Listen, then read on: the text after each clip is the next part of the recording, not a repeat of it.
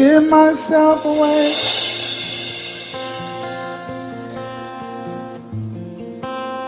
I give myself away so you can use me. I give myself away. I'm so happy to come your way again, child of God, to bring you a word that I know will bless you. Happy New Year, prosperous New Year. I want to wish you a divinely mandated and God-speed New Year. Receive power, receive anointing, receive grace for the year ahead. In the name of Jesus. As we climax the year, as we finish it off, as we close 2018, it dawns on me that everything indeed has a close and has an end. And everything closes and ends with accountability.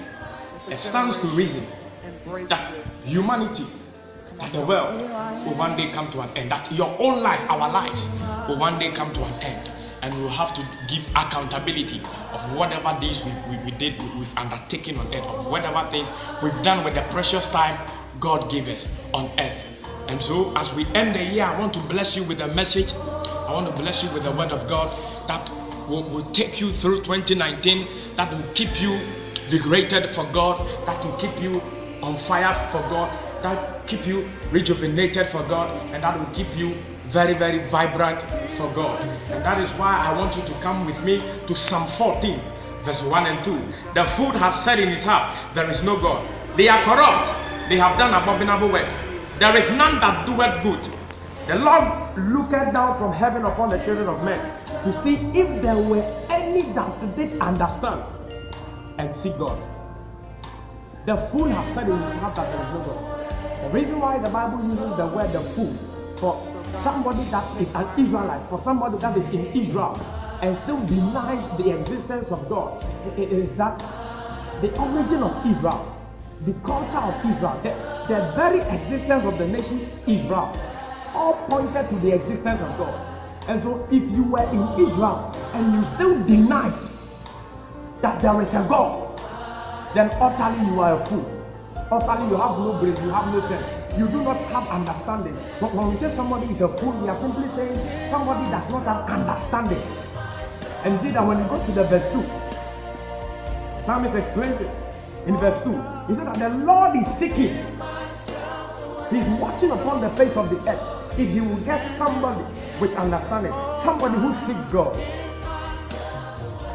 Beloved, if there is something more God wants from you, it is that you seek Him. If there is something on the heart of God that He requires of you, it is that you seek Him. Because He is still searching on the face of the earth to get somebody with understanding, somebody who seeks the Lord. And believers are not fools, because we do not deny the existence of Christ. We do not deny the existence of God. In fact, we have come to accept Jesus Christ as our personal Lord and Savior. So we are not fools. We do not deny God. However, we can be foolish. Yes. Though we are not fools, we can be foolish. Because a fool is a state, it's a noun, it's a person, it is a state of being. But to be foolish is an attitude, it is an act, it is an adjective, it is an action that even the wisest of people can be foolish sometimes. And so when we come to the book of Jeremiah, chapter 5, verse 4 and 5. Therefore I said, surely, this is Jeremiah the prophet speaking, these are poor. Wow. They are foolish too, for they do not know the way of the Lord nor the judgment of their God. You see, the Hebrew word for foolish is different from the Hebrew word for fool, nabal. So they are two different things. And so, you see, these ones in Jeremiah chapter 5 verse 4, they are not fools. They believe in the Lord. They believe in the existence of God. They know that they have a God. But they are foolish because they do not know God. They are foolish because they do not know the way of their Lord. They do not know the precepts and the judgment of their Lord. They do not know the principles of their Lord. Their own God that they claim to be their God, they do not know His ways. My title and my topic for today's message is Be Not Foolish. Though you are not a fool, though we are not fools as believers, but sometimes, just sometimes, we may act foolish. How do we act foolish? There are so many characteristics of foolishness that the Bible gives. But today I just want to center on this. That you are foolish if you do not seek God. I am not the one saying it. The Bible is saying it clearly. He said that they are foolish, for they do not know the way of the Lord, nor the judgment of their God. As we enter 2019, as we close the year, I want you to be resolute and tell God and tell yourself, let your cells and your tissues, your veins, your systems and everything within you understand that as I enter 2019, I am entering it with a resolution to see God, with a resolution to get nearer to God, with a resolution to know God in deeper terms, with a resolution to get to know God at higher heights. Because if there is anything on the heart of God, if there is anything the Lord seeks from you, it is that you seek Him. It is that you search for Him. It is that you get close to Him. It is that your heart beats and pants to get intimate with Him always and always. It is that you walk and keep in step with the Spirit. Galatians chapter 5 verse 25 saying that we should keep in step with the Spirit.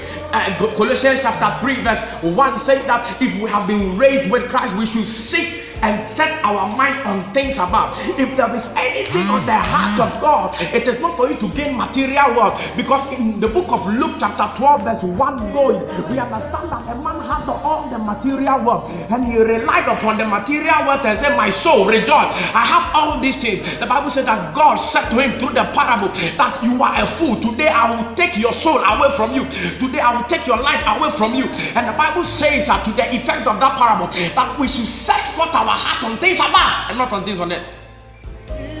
The world will pass away. Everything will go. What will remain is them that seek the Lord. Is them that have a heart that is focused on God. I want to end with verse 5. Jeremiah chapter 5 verse 5. I will go to the great men and will speak to them, for they have known the way of the Lord and the judgment of their God.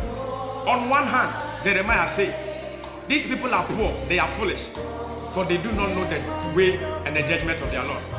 On the other hand, he said, I will go to the great men, for they have known the way of the Lord. What will get you to greatness, what will make you mighty, is not the multitude of certificates. It's not human power, human will, human praise. What will make you great is getting to know God. It's getting personal with God. It's getting intimate with God. It's making God the number one in your life. As I end it, I want you to get to understand that it takes a conscious effort to tread the path of intimacy with God. You have to make it a point. You have to put in effort to get closer with God.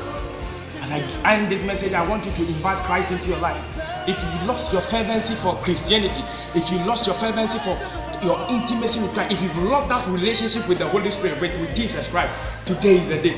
Now is the time to invite Him again into your life, to rekindle that love for Him, to go back to your first love. He is ever ready to come into your life. He is ever ready to embrace you and make things beautiful. Invite Jesus into your life today and make sure that you be not foolish. The Lord bless you. The Lord be with you. In Jesus' mighty name. Amen. Not my own. To you I belong.